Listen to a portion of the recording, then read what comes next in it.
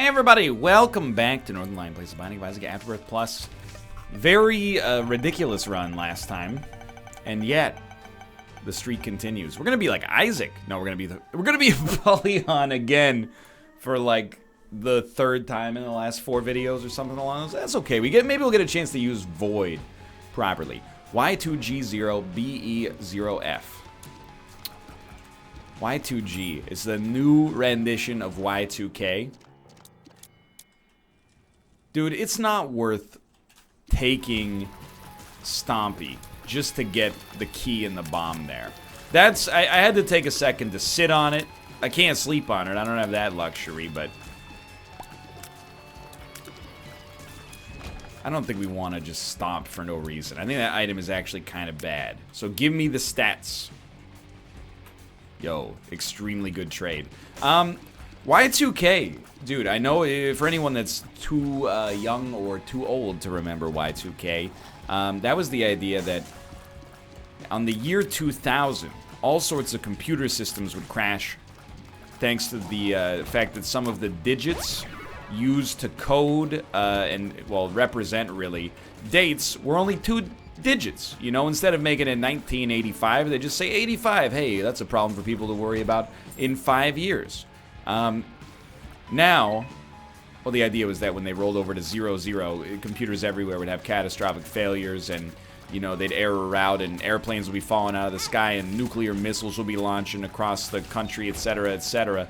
That didn't happen, and it's become kind of like a joke. You know, the idea is, oh, Y2K is this ridiculous, like, conspiracy theory that people had back then. Look, I was 12 when the year 2000 rolled over. I gotta be honest, I mean, I wasn't the most sober observer just because of the fact that I was a child. I know you're like, a child shouldn't drink. I didn't mean it like that, Dad. We shouldn't do this. Oh my god, we almost got killed in there. But I'm gonna do it anyway. No, I just mean, like, I don't have the best judge of, you know, how things went then because of the fact that I was still a child, but I was kind of like, dude, I'm expecting some planes to fall out of the sky. Thankfully, nothing happened. But I think it's even now with some degree of computer literacy, like, it strikes me as it was plausible that something could have gone wrong. I guess a lot of major organizations, you know, went through the trouble of future-proofing themselves. But anyway, I'm just saying, as a 12-year-old, if you're 20 now, so you were like friggin' 0 during Y2K, it's very easy for you to laugh and just go, well, how ridiculous the people would be afraid of this thing that obviously was never going to happen because I already know that it didn't happen. Yo, that's different, though. I imagine, you know, it's not a good example, but I imagine, you know, imagine you're born in the year 2000, which is probably true for many of you. Weren't you, like, a little spooked on 2012? When you were like, this is the year the Mayan prophecy said the world is going to end? You know, I was a fairly skeptical 12-year-old to begin with. Simultaneously, dude, our rate of fire is so good. I think in 2012, I would have had like a little bit of, you know, nervousness. I would have been like, hey, maybe the Mayans knew something we didn't. I'm not saying adults were freaking out. I'm just saying as a child, you know. I mean, other things I was afraid of as a child, roughly around that age. Russian nuclear missile. Alien invasion. You can't reason with a child when it comes to things that they're afraid of. Genuinely, after September 11th, I was worried that my town would be targeted with a terrorist attack. At the time, the town that I lived in had like 1,000 people. I'm not saying it can't happen. I'm just saying, probably, you know, when they were brainstorming, you know, potential targets, I'm gonna guess that my GPS coordinates didn't really come up. You know, it's kind of antithetical to the goal, I suppose. But really, alien invasion was the big one I was worried about. That's the legitimate fear if you live in the country, right? Is like, you know, it's like you're less likely to have something major like that, like an attack go down. But every alien invasion movie starts with somebody in like a cornfield being sucked up by a tractor beam. So I'm happy to say I was only abducted by aliens twice, and they were cool aliens, you know. They taught me a lot about late 90s, early 2000s pop culture. They said it will come at the expense, you know, your newfound memory for trivial knowledge. It will come at the expense of your analytical reasoning skills, specifically from a video game perspective. And I said, video games? I'm 12. I'm probably only going to play those for a few more years. Then I'll be doing cool stuff like driving a car and surfing. And a finger curled on the monkey's paw. This run is very good. It looks sketchy, and it is sketchy, to be honest, from an HP context. I heard a heart? Yeah. But from the context of well, really just from the context of rate of fire, it's extremely good. But having a high rate of fire is probably like the single biggest predictor of future success. I mean, that and having enough HP to conceivably survive for a little bit at least. I can't believe we didn't get hit. I even thought that that was the enemy's creep for a while. I also thought it was the enemy's widow. What the fudge am I doing here?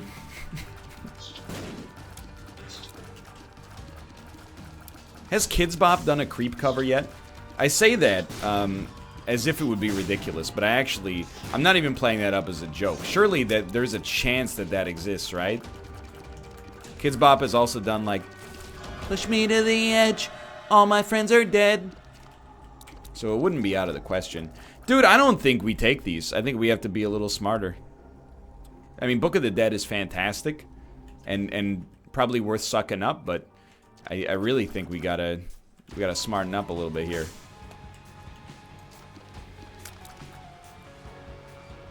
It's not as easy as it might look, and our HP is a little bit more precious. Now, no doubt about it, our DPS is extremely good for where we're at in the game and having not gotten any major DPS upgrades.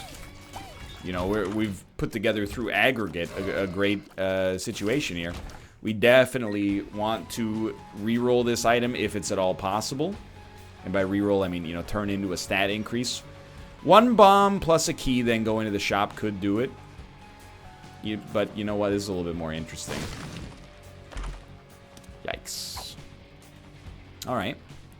What was the item in here? Nearsighted friend, right?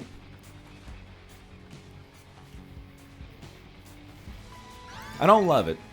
I think that should be fairly obvious, but we're going to take it. I can't be too mad because we did turn... You know what? Let's try this real quick. Yikes. We did turn our range upgrade into damage, so it's not like we wasted the void on this floor. We just didn't really get what we wanted. I also... I'm a fool. I could have blown up a tinted rock. I still could blow up all of the tinted rocks. I mean, that's basically the luckiest get I could ever imagine right now. Sometimes I think the longer I spend on a floor, the closer my brain gets to complete meltdown. And it's kind of like where I'm at right now. I need to get out of this floor as soon as possible to save me from brain incapacitation. So there's our tinted rock. I don't like spending 6 minutes on the second floor is what I'm trying to get at. It is what it is, but still would prefer to avoid it if at all possible.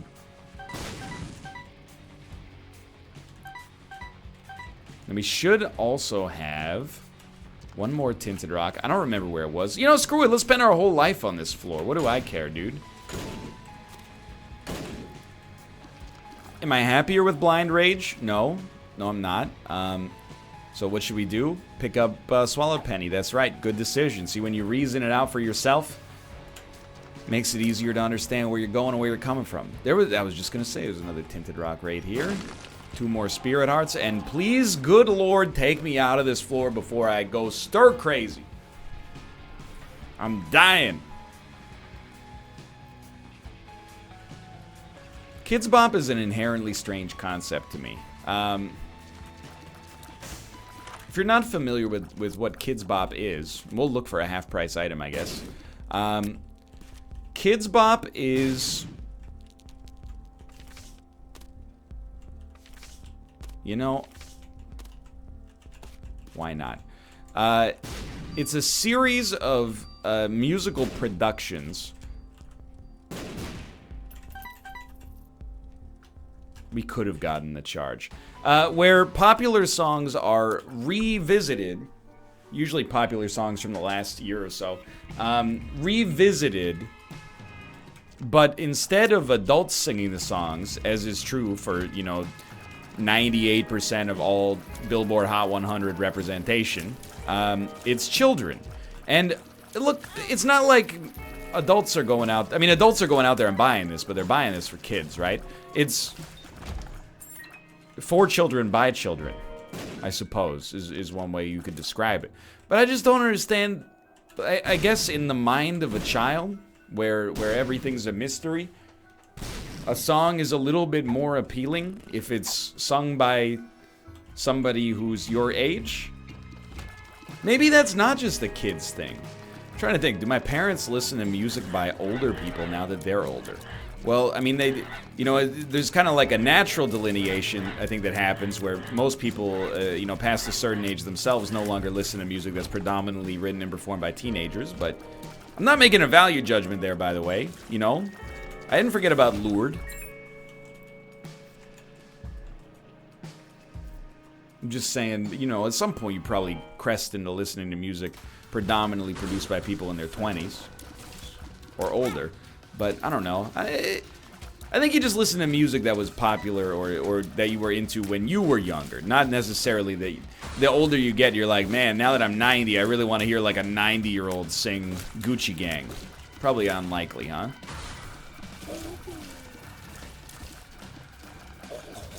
The thing is that, you know, it makes all of the songs worse, and I don't think that that's a controversial thing to say. I don't support many covers to begin with. I find it, you know, a little bit artistically lazy, unless there's a real reason for it, i.e. the exact antithesis of Weezer's Africa, but I digress. But I don't think you can deny that, you know, taking a song and then having a choir of, you know, 11-year-olds singing it, it rarely... I mean, if you can find me a Kidz Bop song that's better than the original, I would be surprised. And yet, they've been making them... I mean, there's probably, like... I'm not being facetious. There's probably, like, 50 or more Kidz Bop albums. In fact, I'm actually gonna do a little classic Northernlion sleuthing. Kidz Bop. Kidz Bop Wikipedia, please. Thank you. They've sold 16 million albums. I don't think that's that much. There are 39 major albums. I'm not saying it's not a lot. I'm just saying it's not as much as I would assume. That's like 500,000 copies per album. So it's not like they're selling, you know, millions of copies with every record. The most recent one that has its own Wikipedia article, oh my god.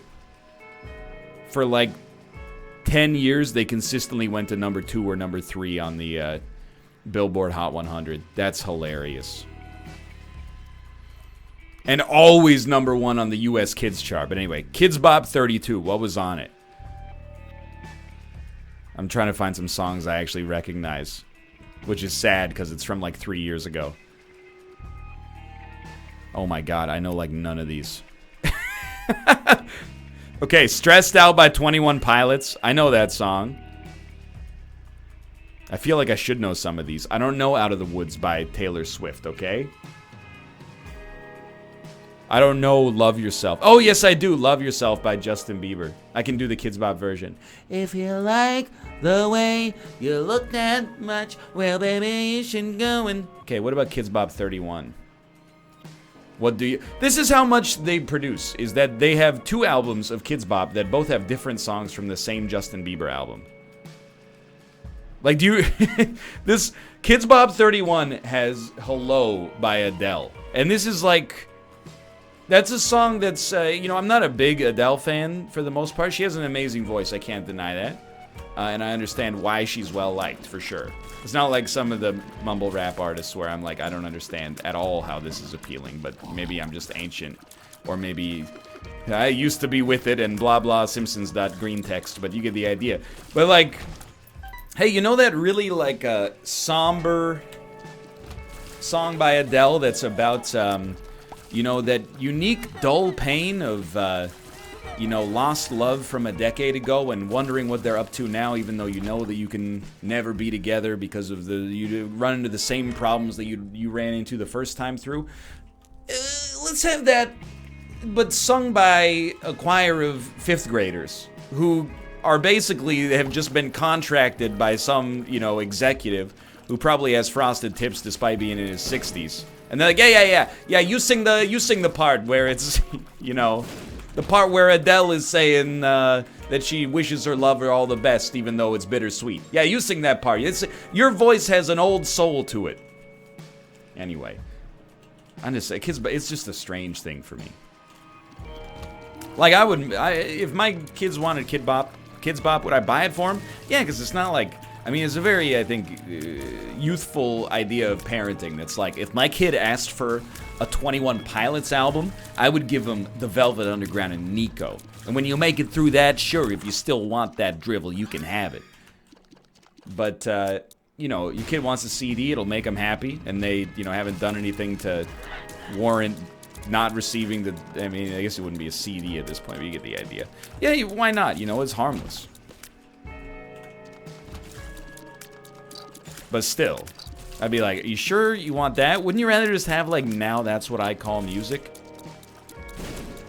Than the Kidz Bop, Now That's What I Call Music? Dude, you know I'm gonna do it. Don't do it, Dad. You know I'm gonna do it. I'm gonna void this orbital because I didn't void rubber cement. And I'm liking rubber cement, but I'm gonna void this orbital unless we get a deal with the devil, which we didn't. Boom, baby.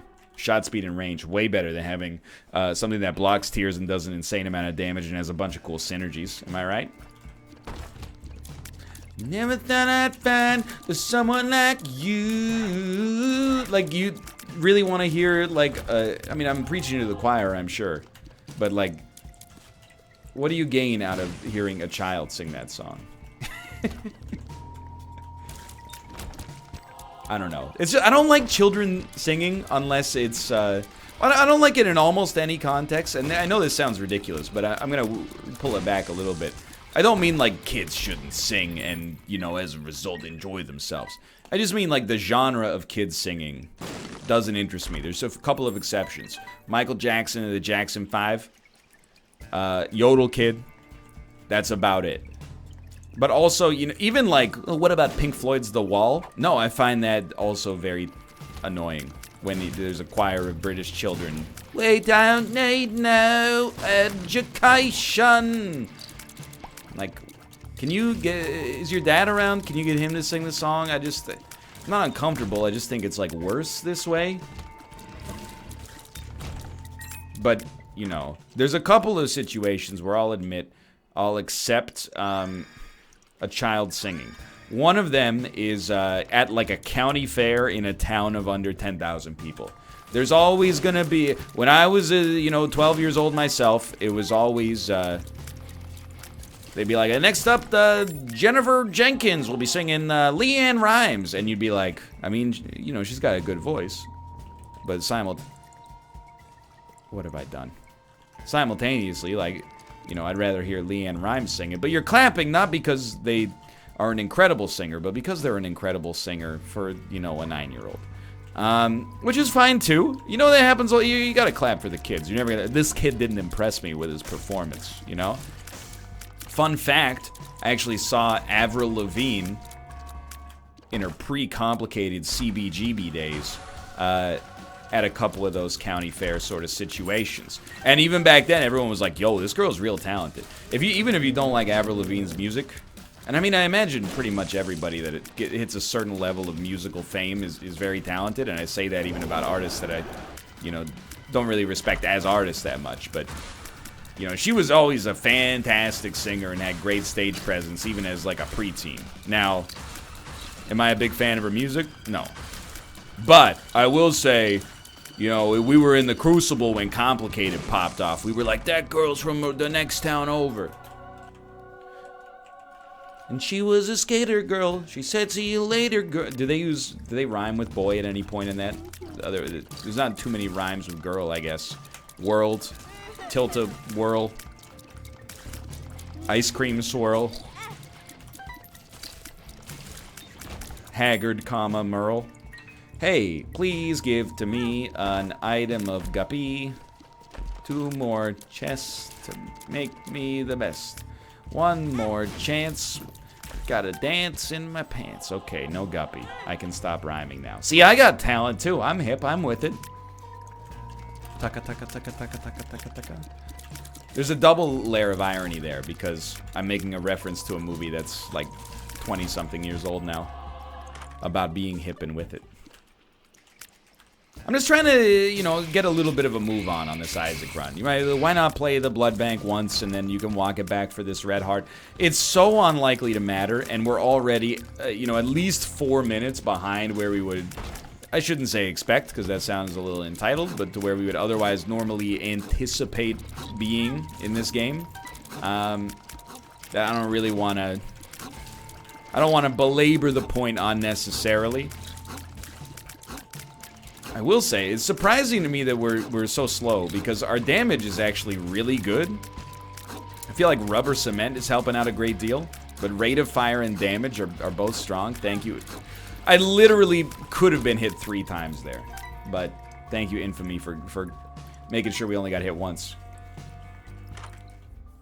Sure, I will take the compass. Anyway. I'm just saying, like, there's some genres I get, you know? As much as I make fun of it, I understand why there are folk bluegrass covers of rap music. I understand why new country music exists. And to some extent, I understand the appeal, even though it's not for me. Kidz Bop, even as a child, baffled me. Now, lest you think that I am above reproach, I always like to follow up with these stories that indicate how much of a dummy I personally am, and was as a child. I own some truly horrific albums. I own the Jingle Cats, which was Christmas songs with all the melody replaced with cats meowing the melody. Badly. It's so much worse than Kidz Bop. Hello, Ruka. It's extremely garbage.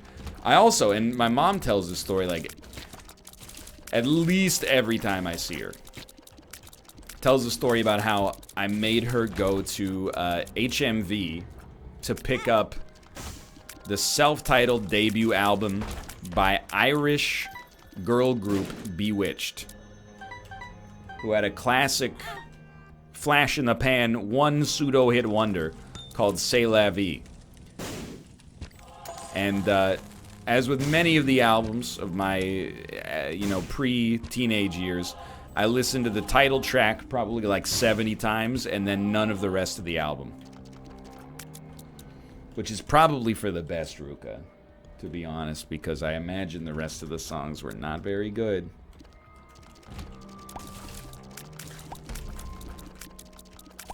I owned, well, I mean, I'm trying to think of like when I accidentally bought the first good album I ever owned. No offense meant to the Backstreet Boys Millennium, which I wouldn't necessarily say it's a bad album, but I also would not necessarily say it's like a, you know, it's art. You know what I mean? Ruka, I know, I see you looking at that computer like you're gonna jump on it. This is a weird era. You know, I can make fun of Rumble Map, Mumble Rap, because I lived through a similarly strange era of boy bands who also danced while they sang. You know, it's very strange to think back and be like, the most popular bands in the world was like, you know, they would put on weird, like, Laser Quest vests and then dance on, like, a stage with a green screen behind them. And then the Industrial Light and Magic would make, like, a weird PlayStation 2 style robot appear, and it looks like they're fighting them while also singing, like, oh, you people, can't you see how your love's affecting this reality? Like, it's just nonsensical. I'm not saying you can't have good memories of those days. I'm just, it's a little, it's weird, you know? I don't know where else to take it from there. Except to say that I was, I mean, I was a Backstreet Boys fan. I was an NSYNC fan. Even the nerds were fan. I mean, it's nothing nerdy about good music, brother.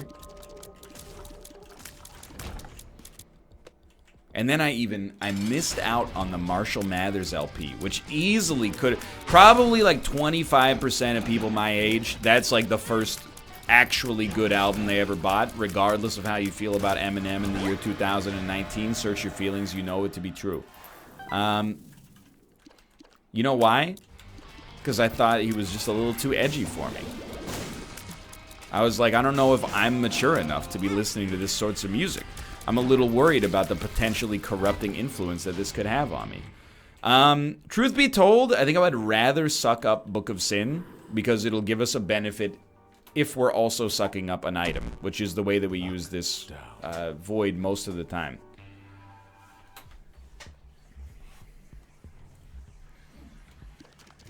It's the first arguably good album I ever purchased, and you'd have to argue, is probably a Bare Naked Ladies album, because I'm not even sure to this day that, you know, any of those are any good, except maybe Stunt, which my parents bought, because I was like 4 when it, not Stunt, sorry, Gordon.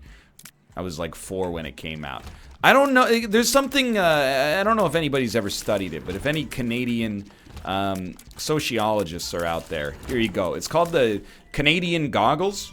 And it's the idea that a band or artist being Canadian increases Canadians' perceived enjoyment of that band. I don't know, when I search my heart of hearts, if the Bare Naked Ladies are any good. What I do know is that I tend to like them. And I think this is true for a lot of artists. There's some that I think, you know, you just know whether or not they're good. Like Leonard Cohen. You're like, that's an easy one. That's no Canadian goggles necessary. But, you know, Alanis Morissette, I'll tell you, you ought to know bangs. Everything apart from that, I don't know. I think I might have my Canadian goggles on.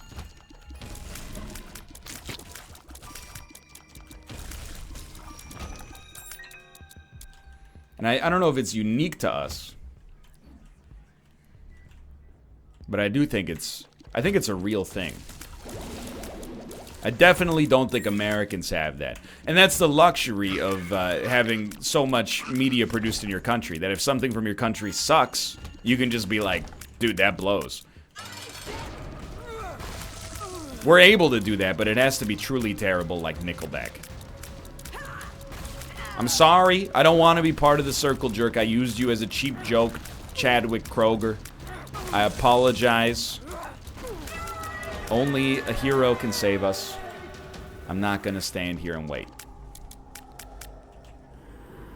I think we're at Bookworm.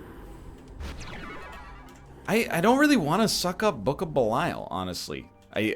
We're never gonna. I only want to suck things up if they're gonna give us a statistical bonus, or they're gonna give us a bonus that we can use.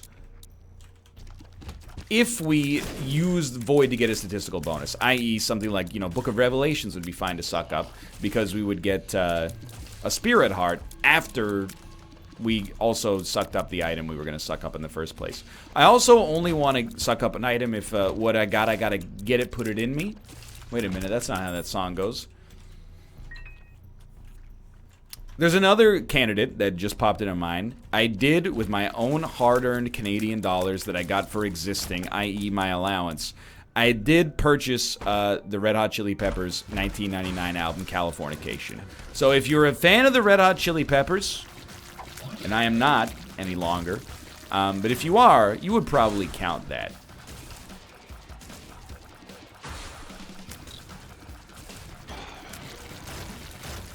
I think. It's got a, you know, it's no Blood Sugar S Magic, Google DeepMind, but, you know, I mean, it's not I don't think it's a bad album. It's just not what I strive for from the musical sphere anymore. Oh, you son of a gun. I will face you. I should not have faced you. I'm gonna suck up this cube of meat, probably. Definitely. At this point, I think we're better off going for this. I'm a pretty happy man with the way things are turning out here. We should win. It wasn't as easy as I'd like for it to have been, but like Void has contributed to us having... Like, you know what? Actually, it is pretty easy, now that I think about it. We're at 5 rate of fire, 13 damage, and our shots that miss are ricocheting. Yeah, this turned out just fine. But I am good on Apollyon runs for the time being. Wouldn't mind randoming somebody else. Extremely be careful what you wish for, voice. Be careful what you wish for. I'm bummed out, by the way. I'm not afraid to wear my heart on my sleeve. I'm bummed out for the same reason everybody else is bummed out, okay? Where is Toni Collette's Oscar nomination for her star-making performance in Hereditary, you cowards? I understand, okay? Every year there's always got to be one Glenn Close, Ellen Burstyn, Annette Bening nomination for an older actress who, you know, played a historical figure. There's always going to be one of those, okay? That's fine. You save a spot for him. And there's always going to be a young actress in a biopic role or a role where she carries the film largely, i.e. this year's Lady Gaga. But where is the space, I ask you? And where are the cojones to nominate Toni Collette? I can't even say anything else because of the spoilers that it would invoke about the movie. I like her. I mean, I might stop short of saying I love. I liked Hereditary a lot. It's one of my favorite movies of last year for sure. I thought she was a shoo-in for a nomination. That being said, I'm becoming victim, I'm realizing now, and I don't take any of this that seriously, but of a fallacy that I always see online, which The Onion has lampooned like 20 times. But is like area man thinks movie he saw should win Oscar. That's kind of where I'm at. I'll admit I haven't seen any of the other Best Picture nominees. Well, any of the Best Picture nominees except, okay, drum roll please, Black Panther. Now, do I think Black Panther should win Best Picture? No. I think it's a good to great Marvel movie. As far as like art style cinema goes, I'm not even saying like it should win, but the Academy won't let it. I'm saying like it's cool that it's nominated, I guess. I don't think it should win. I will say, out of all the Marvel movies that came out last year, it makes the most sense to be nominated because Ant-Man and the Wasp, don't at me, not that good. And secondarily, Infinity War, I prefer.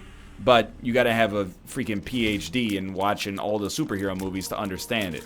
And I imagine that everybody in the Academy that watched it was like, I don't care about any of these comic book characters, which is completely fair.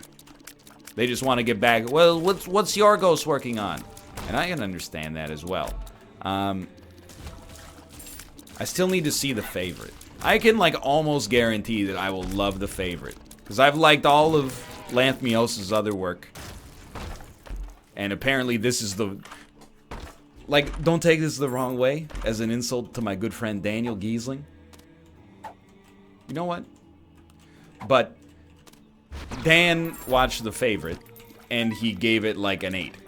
Which tells me that there is no way it's nearly as weird as any of the other Yorgos Lanthimos films.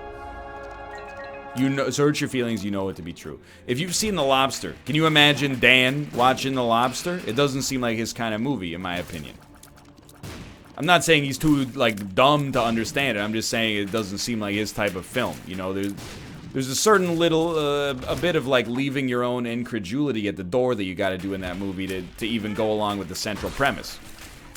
So the fact that he liked The Favorite, to me, was like, oh, this is much more accessible. I want to see it, but... I mean, I don't have a but there, really. We have... So, again, I'm not mad. But I re-rolled, and I was happy with the re-roll because we got Guppy. But I didn't look at it any more closely than that, okay? I want to talk about how we've rerolled ourselves into Guppy, 2 damage, 13 rate of fire,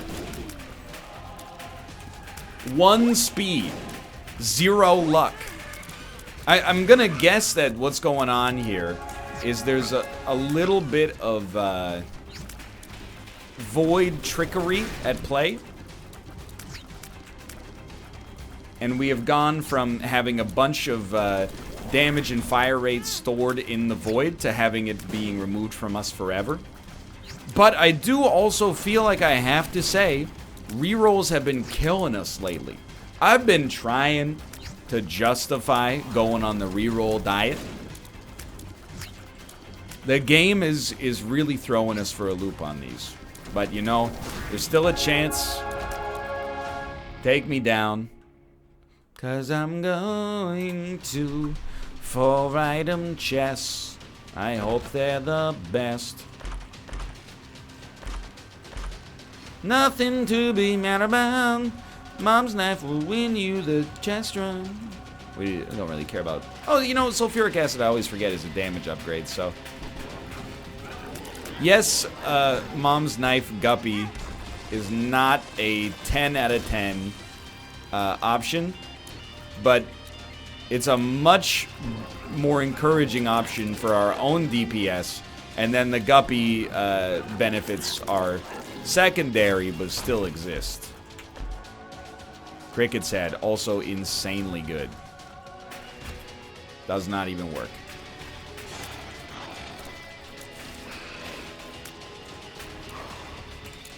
Even, and you know, if you believe this but you still watch my videos, that's fine. But even the biggest NL hater, if you took a sober look at our rerolls over the past, you know, week or so, there's another chest. Another 2 chests.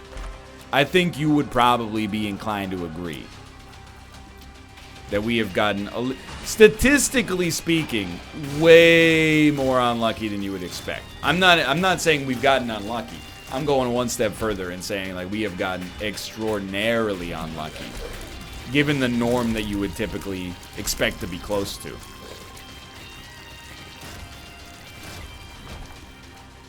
Now, a lot of our negative luck has clearly been immediately countered by positive luck in getting Mom's knife and keeping us going here, but still.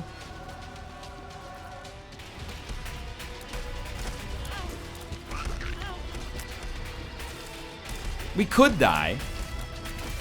We should actually be substantially smarter about the way that we're playing this right now. We just lost our Spirit Heart, so we haven't screwed this guy over yet. That would make it like the 3rd run we've lost on a reroll in the past week. I don't want to, as Sinvicta says, I don't want to put rerolls on the blacklist.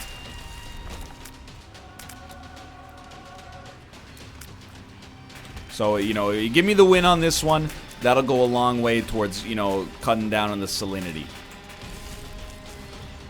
Yo, that's helpful. Yo, that's...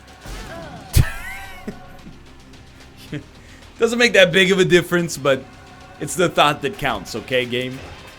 Sometimes it's not about what you say, it's about how you say it.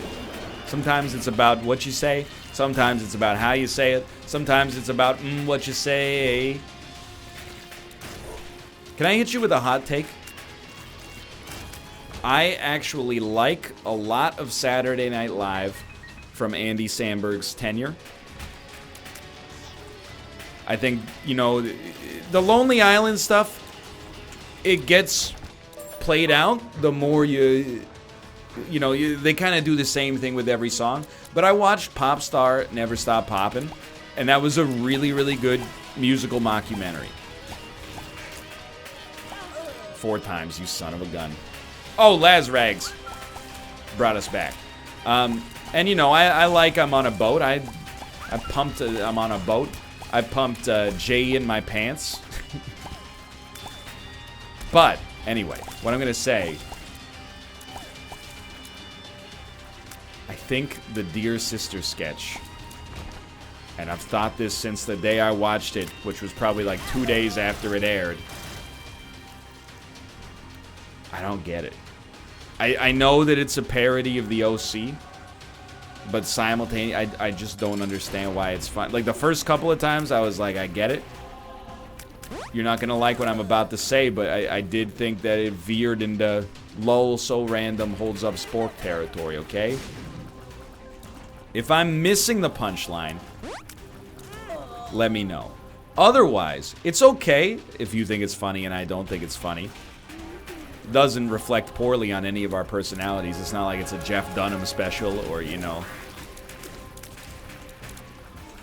Louis C.K.'s new material, but all I'm getting at is, you know, my personal opinion, and I love Andy Samberg. I think he's you know, Brooklyn Nine-Nine is a great show for him because it's more understated than the Lonely Island stuff while maintaining that certain, you know, juvenile silliness that, combined with the fact that he's now an adult, it works really well as a nice dichotomy, and the absurdity of that drives some of the humor. Anyway, where am I going with this? Thanks for watching. I hope you've enjoyed the episode. If you did, click the like button. It's a great deal. Of course, subscribe if you want to see more in the future. For now, thanks for watching. I'll see you next time. See ya!